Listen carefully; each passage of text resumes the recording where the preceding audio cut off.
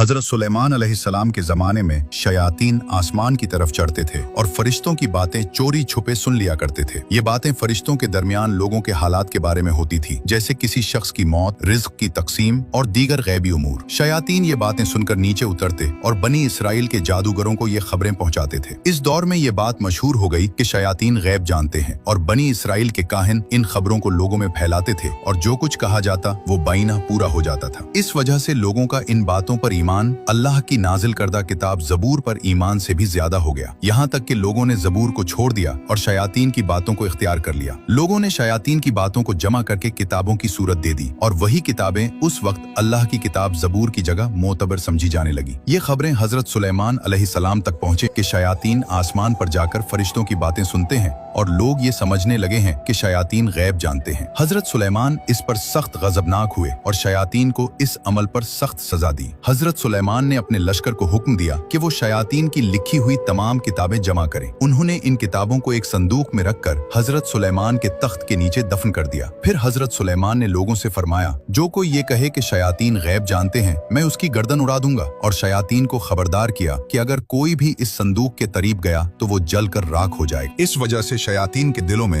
हजरत सुलेमान के खिलाफ शदीद बुग़्ज़, हसद और गुस्सा पैदा हो गया, क्योंकि अल्लाह ने हजरत सुलेमान को एक अजीम राज और ताकत अता फरमाई थी, जिससे वो जिन्नात और शयातीन को मुसख्खर करते, उन पर हुकूमत करते और उन्हें सजा देते थे। शयातीन हजरत सुलेमान की इताअत तो करते थे, मगर उनकी नबूवत पर ईमान नहीं रखते थे। वो सिर्फ इस खौफ से इताअत करते थे कि हजरत सुलेमान उन्हें कैद या अजाब दे सकते हैं। वक्त गुजरता गया, लोग और काहिन शयातीन की बातें भूलते चले गए, यहाँ तक कि हजरत सुलेमान का विसाल हो गया। उनके इंतकाल के कई साल बाद और नस्लों के बदलने के साथ वो उलमा भी कम होते गए जो जानते थे कि किताबें तख्त के नीचे दफन हैं। एक दिन बनी इसराइल के एक गिरोह के पास एक अजनबी शख्स आया जो दर हकीकत इंसान की शक्ल में एक शैतान था। उसने कहा, मेरे पास तुम्हारे लिए एक अजीम खजाना है, अगर तुम उसे हासिल कर लो तो दुनिया के सबसे ताकतवर लोग बन जाओगे। बनी इसराइल ने जवाब दिया, ये कैसा खजाना है जिसकी बात कर रहा है? शैतान मुस्कुराया और बोला, सुलेमान कोई नबी नहीं था बल्कि एक जादूगर था। वो जादू के जरिए तुम्हें धोखा देता था और उसे मोजज़ा बनाकर पेश करता था। लोग उसकी बातें गौर से सुनने लगे और पूछा, वो खजाना कहाँ है, हमें बताओ। शैतान ने कहा, हजरत सुलेमान के तख्त के नीचे खोदो, वहाँ एक संदूक मिलेगा। मुसलमान बनी इसराइल ये सुनकर गुस्से में आ गए और बोले,